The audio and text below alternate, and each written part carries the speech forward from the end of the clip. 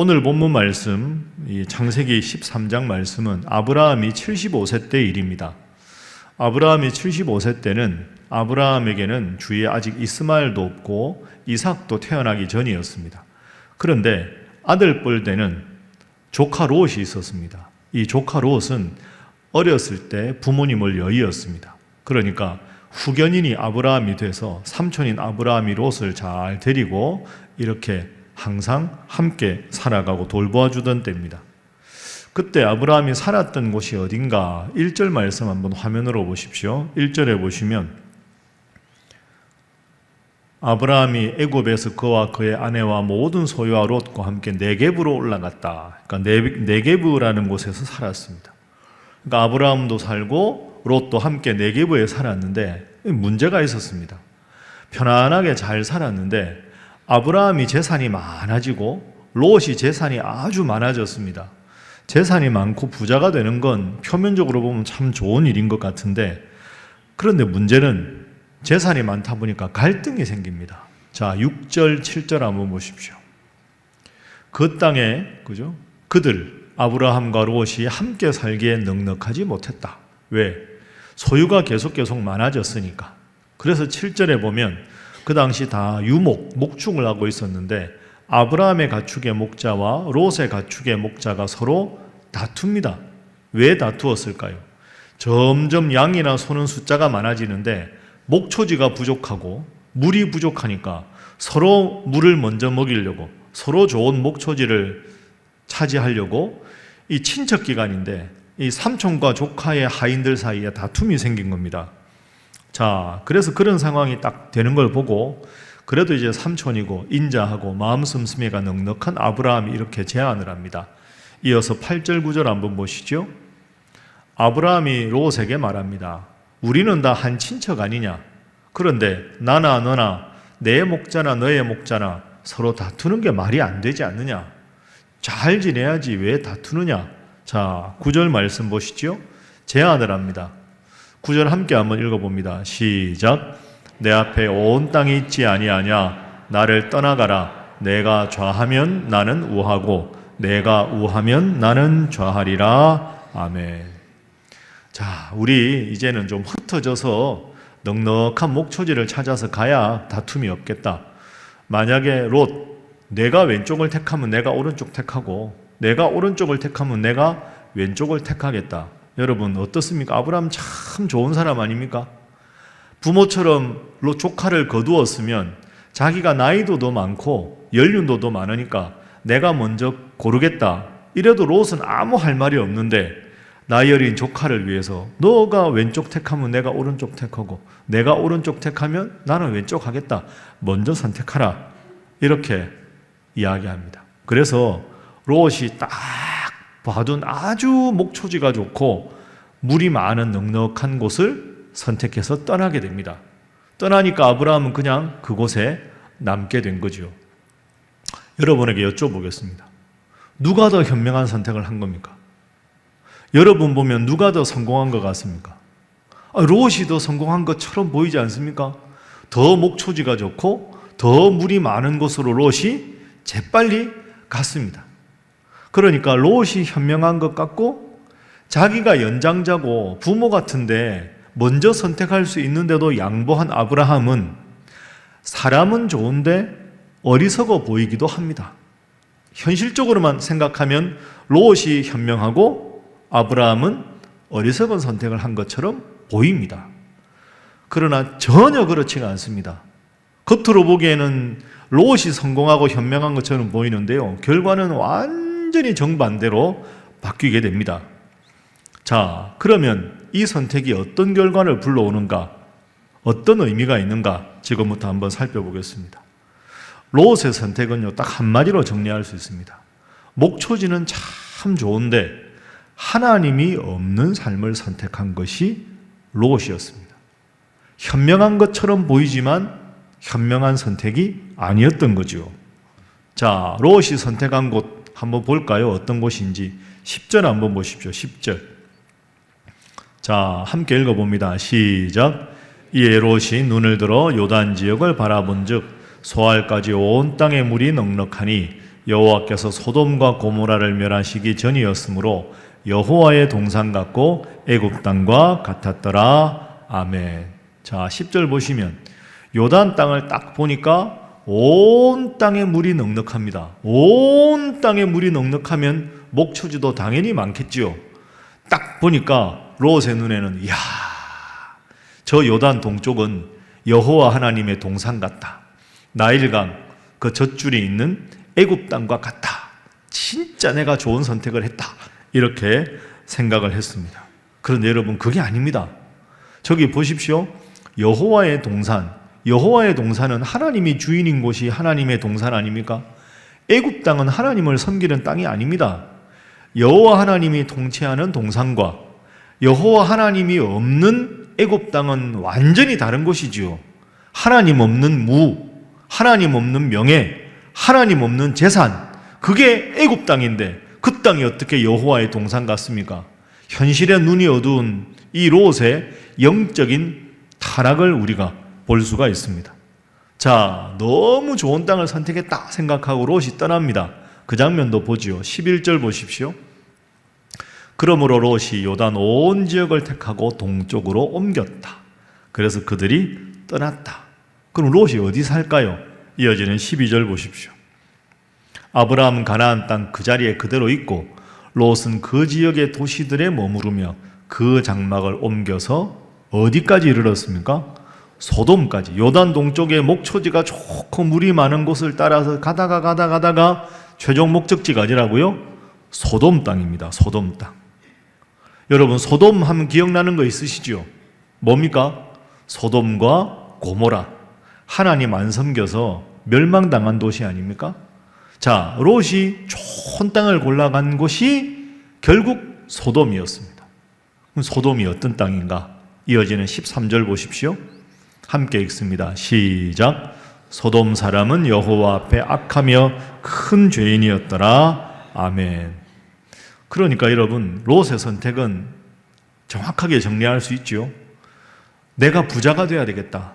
부자가 되려면 목축이 잘 돼야 된다. 목축이 잘 되려면 물이 풍부하고 목초지가 많아야 된다.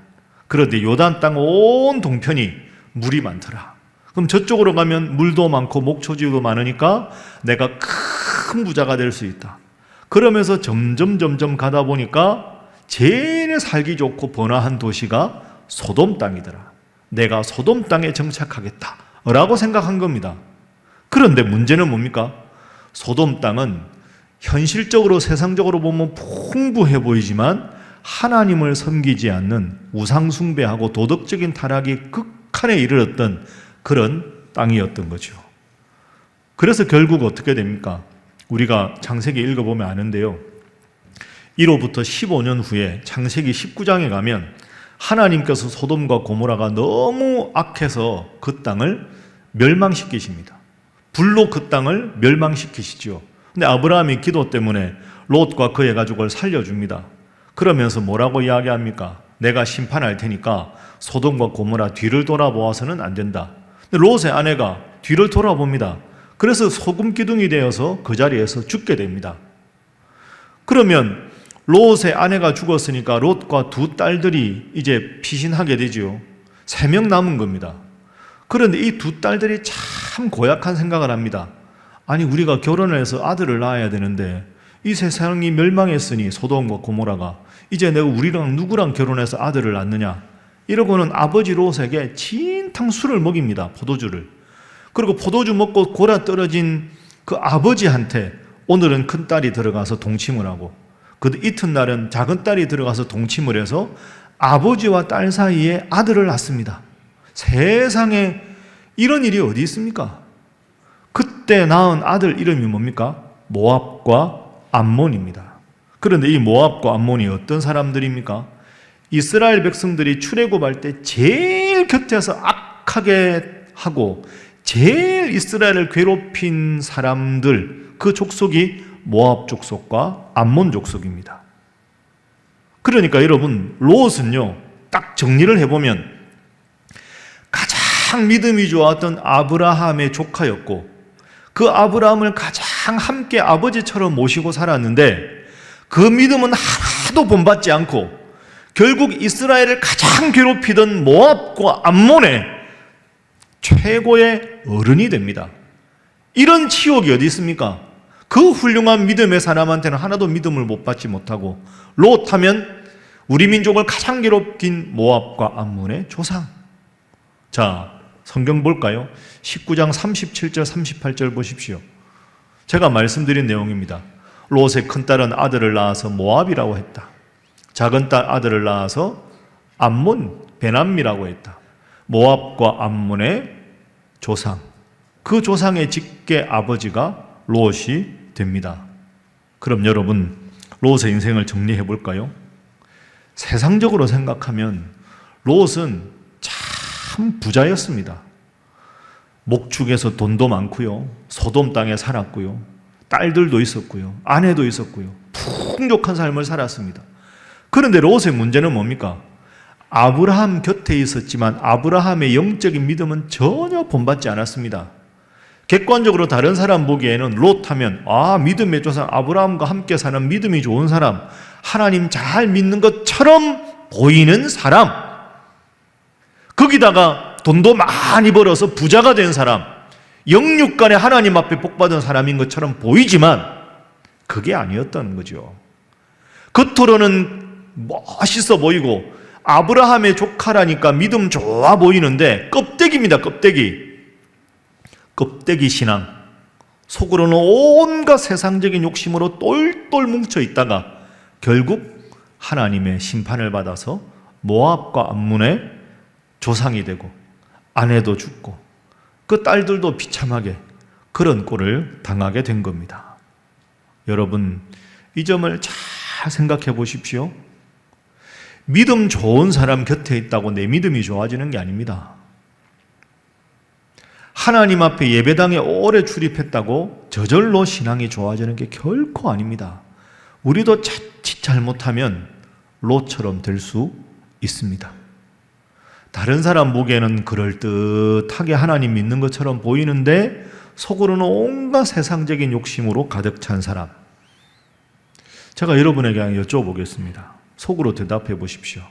여러분 새해 이루고 싶은 소망이 무엇입니까? 어떤 기도 제목 써내셨습니까? 죄송한데 신앙적인 것은 그냥 그대로 두고 그냥 잘 되고 복 받고 돈 많이 벌고 그런 기복적인 것만 혹시 구하셨습니까? 만약에 그렇다면 오늘 본문의 롯을 한번 깊이 생각해 보십시오. 하나님을 믿는 믿음의 환경에 있다고 내 믿음이 좋아지는 게 아니고 점점 세상에 휩쓸려서 나도 롯과 같은 하나님 앞에 안타까운 결과가 생기는 방향으로 지금 가고 있지는 않은가? 그걸 새해 첫 주일에 우리가 스스로 깊이 돌아보아야 합니다.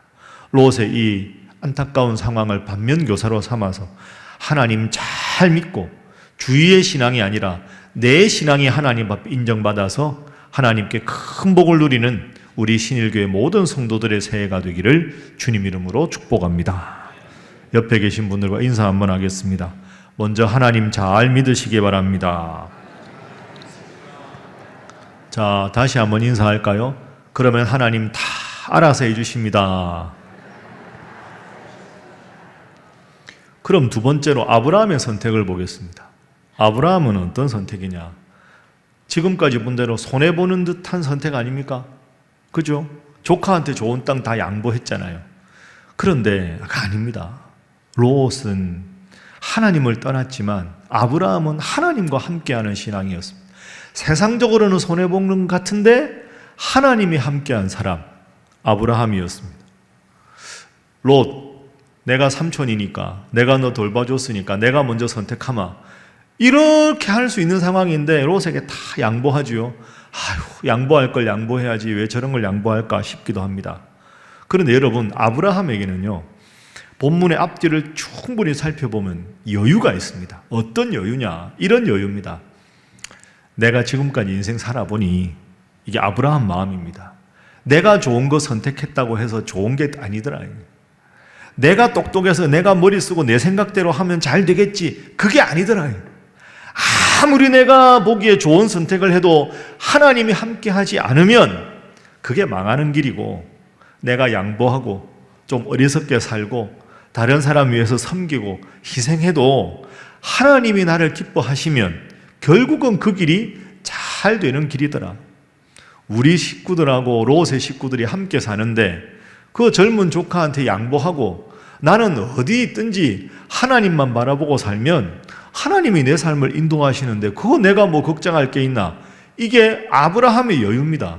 지금까지 살아오면서 숱한 시행착오를 겪으면서 하나님 잘 믿고 하나님 앞에 단을 쌓고 예배를 드리니까 그게 잘 되는 길이지, 그게 복 받는 길이지, 내가 내 세상적인 생각으로 현실적으로 주판 두드려가며 살아가는 것 큰 의미 없더라. 이런 여유가 생긴 겁니다. 그러니까 롯에게 딱 양보를 한 거죠. 참 아브라함이 훌륭한 믿음의 사람입니다.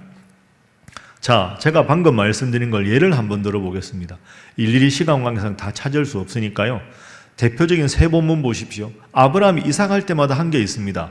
12장 8절 서쪽은 베델이요 동쪽은 아이라 그가 그곳에서 여호와께 제단을 쌓고 여호와의 이름을 불렀다. 자, 베델과 아이가 큰 도시거든요. 베델에 살든지 아이에 살아야 되는데 베델과 아이는 우상 숭배하는 도시입니다. 그러니까 아브라함은 베델에도 안 살고 아이에도 안 살고 그 중간에 사람 없는 데 사는 겁니다. 왜? 마음껏 여기서 예배를 드리겠다. 사람 많아서 장사 잘 되는 거 의미 없다. 예배 잘 드리는 곳. 13장 3절 4절 또 베델과 아이 사이 다시 올라와서 또 거기서 여호와 하나님 앞에 제단을 쌓고 여호와의 이름을 불렀다 하는 말은 예배를 드렸다. 오늘 본문 맨 마지막 18절도 보십시오. 롯을 딱 보내놓고 거기에서 또 하나님, 제 인생은 하나님 손에 있습니다. 그저 하나님 잘 믿으며 살아가겠습니다. 저는 부자 되는 것 그거 뭐 중요하지 않습니다. 하나님이 복을 주시면 복을 받는 것이고 하나님이 가난하게 살려면 가난하게 사는 거지 제가 혼자 힘쓰고 애쓰지 않겠습니다. 이게 딱 오늘의 본문입니다. 자, 이렇게 살아가는 모습을 하나님이 딱 보시니 얼마나 좋으시겠습니까? 야, 아브라함 너는 늘 내 중심으로 사는구나. 너는 어디 가나 단을 쌓는 일을 제일 먼저 하는구나. 내가 너에게 복을 주지 않을 수가 없다. 이게 하나님 마음입니다. 오늘 본문 14절 15절 한번 보십시오. 하나님이 롯에게 좋은 땅을 양보한 아브라함에게 멋진 약속을 하십니다. 롯이 아브라함을 떠난 후에 여호와께서 아브라함에게 이르시되 아브라함아 너는 눈을 들어라. 너의 있는 곳에서 북쪽 남쪽 동쪽 서쪽을 다 바라보아라. 15절 함께 읽어봅니다. 시작. 보이는 땅을 내가 너와 내 자손에게 주리니 영원히 이르리라. 아멘. 한번 따라해 보시죠. 보이는 모든 땅을 너와 내 자손에게 영원히 주리라. 여러분 믿습니까? 현실적인 것보다 하나님 중심으로 사니까 너 눈에 지금 보이는 모든 땅을 영원히 너의 당대만이 아니라 너의 모든 자손들에게 다 주겠다. 여러분 누가 더 선택을 현명하게 한 겁니까? 롯입니까? 아브라함입니까? 왜 대답을 안 하십니까? 당연히 아브라함 아닙니까? 이게 잘 되는 길입니다. 옆에 분들과 인사하겠습니다. 아브라함을 본받으시기 바랍니다. 한 번 더 할까요? 예배의 성공이 인생의 성공입니다. 그렇습니다. 오늘 설교의 결론입니다. 아브라함이 복을 받을 비결이 뭡니까? 일상의 예배자, 늘 어디 가나 단을 쌓고 하나님 앞에 예배를 드렸기 때문입니다. 그러니까 하나님이 책임지는 인생을 살았던 거죠. 그래서 여러분 오늘 새해 첫 주니까 여러분 올해 이렇게 쭉 계획대로 살아가시다가 어느 날 갑자기 예기치 않은 어려움이 찾아오고 갑자기 뭔가 길이 막히는 느낌이 들고 뭔가 자꾸 힘들어지는 경험을 하시면요, 뭘 제일 먼저 해야 되느냐? 하나님 앞에 예배를 회복하는 게 제일 중요합니다. 내가 현실적으로 뭔가 막히면 이거 현실적으로 해결하려고 하지 말고 하나님 앞에 내가 지금 예배를 잘 드리고 있는가? 주일 예배 한 번 드리는 것 아니라 매일 말씀과 함께로 말씀 붙잡고 기도하고 있는가? 오늘 하루 내가 계획하는 일이 하나님 은혜 안에 해결해달라고 하나님 앞에 기도하고 하루를 시작했는가? 그걸 돌아보십시오. 그게 아브라함의 복의 비결 아닙니까? 하나님 앞에 예배를 잘 드리면, 하나님 앞에 바로 서면 하나님 여러분의 모든 인생의 문제를 다 해결해 주실 줄로 믿습니다. 그게 예배의 의미입니다. 하나님 우리를 창조하셨으니까 하나님 앞에 예배를 드린다가 아니고요, 우리가 복을 누리는 가장 큰 비결이 하나님 앞에 예배 잘 드리고 하나님 중심으로 살아가는 일입니다. 올 한 해는 그 어느 해보다 하나님 중심으로 예배 중심으로 살아서 큰 복을 누리는 여러분 되시기를 주님 이름으로 축복합니다. 미국 역사상 가장 위대한 대통령이라고 하는 에이브러함 링컨 대통령, 16대 대통령 여러분 잘 아실 겁니다. 그때 당시에 남군과 북군이 심각하게 싸웠죠. 노예 해방 문제로. 북군의 총사령관이자 대통령이 링컨 아닙니까? 그런데 1862년 여름에 남군과 북군이 싸우는데요. 초기에는 남군이 계속 이겼습니다. 그러니까 에이브러함 링컨이는 북군이 치고 있었어요. 연전연패합니다. 매일 전사자들 명단이 붙고요. 그래서 북군의 모든 전쟁에 참전한 용사들이 죽어가자 링컨을 지지하던 사람들이 엄청나게 분노합니다. 매일 링컨을 규탄하고요. 거기다가 엎친 데 덮친 격으로 그해 여름에 링컨의 사랑하는 아들이 병으로 죽습니다. 전세는 불리하지요. 국민들은 등을 돌리지요. 자기 사랑하는 아들도 잃지요. 그러니까 점점 링컨이 초췌해지는 겁니다. 그러니까 링컨의 핵심 참모 중에 한 사람이 와서 그 초췌해지는 대통령, 북군의 총사령관인 링컨을 보고 걱정하면서 이렇게 말합니다. 각하 얼마나 힘드십니까? 얼굴이 점점 초췌해지시는데요. 그래도 각하께서 늘 하나님이 우리 편이 되게 해달라고 기도하시니 잘 되지 않겠습니까? 이렇게 말합니다. 여러분 잘 들어보세요. 하나님이 우리 편이 되게 해달라고 늘 각하께서 기도하시니 잘 되지 않겠습니까? 링컨을 위로한 말입니다. 그런데 링컨이 그 말에 정색을 하고 참모를 바라봅니다. 그 기도는 틀린 기도라. 하나님 우리 편이 되게 해달라고 하는 기도는 올바른 기도가 아닐세. 내가 북군이 이 링컨이 하나님 편에 서 있는가 아닌가가 중요한 것이네. 내 입장을 정해놓고 하나님 우리 편 되어 주십시오가 아니라 하나님이 원하시는 그 자리에 이 링컨이 서 있는가, 우리 북군이 서 있는가, 우리 국민이 서 있는가, 그것이 우리의 전쟁의 승패를 결정할 것이네. 여러분 이게 링컨입니다. 훌륭하지 않습니까? 우리는 우리의 희망을 적고 우리의 계획을 적고 우리의 소망을 적고 하나님 우리 계획이 이렇습니다. 하나님 와서 들어주십시오. 링컨은 그게 아닙니다. 아브라함도 그게 아니지요. 하나님 저쪽 땅 선택했으니까 목축 잘 되게 해주십시오가 아니라 관계없습니다. 하나님 앞에 예배드리는 곳, 하나님이 원하시는 일, 그 일에 집중하겠습니다. 그 일에 집중하면 하나님이 내 인생의 모든 문제를 해결해 주실 테니 저는 현실적인 것보다 하나님 앞에 바로 서는 일을 택하겠습니다. 이게 링컨이고 이게 아브라함입니다. 여러분, 새해가 밝았습니다. 올 새해 어떻게 살아가시겠습니까? 롯처럼 여러분의 눈을 보고 내가 세상적으로 잘 되는 길, 그것 챙기는 것, 그게 중요한 게 아닙니다. 그것보다 더 중요한 게 있습니다. 여러분의 눈을 더 높이 들어서 하나님을 바라보십시오. 하나님, 제가 어떻게 하면 하나님께 기쁨이 되겠습니까? 하나님 저를 통해서 이루고자 하는 뜻이 무엇입니까? 그 뜻에 분명히 서서 구하지 않은 모든 것까지 아낌없이 다 얻어서 아브라함처럼 링컨처럼 하나님 잘 믿어 하나님 앞에 큰 복을 받는 2026년 새해 우리 신일의 모든 성도들이 되시기를 주님 이름으로 축복합니다.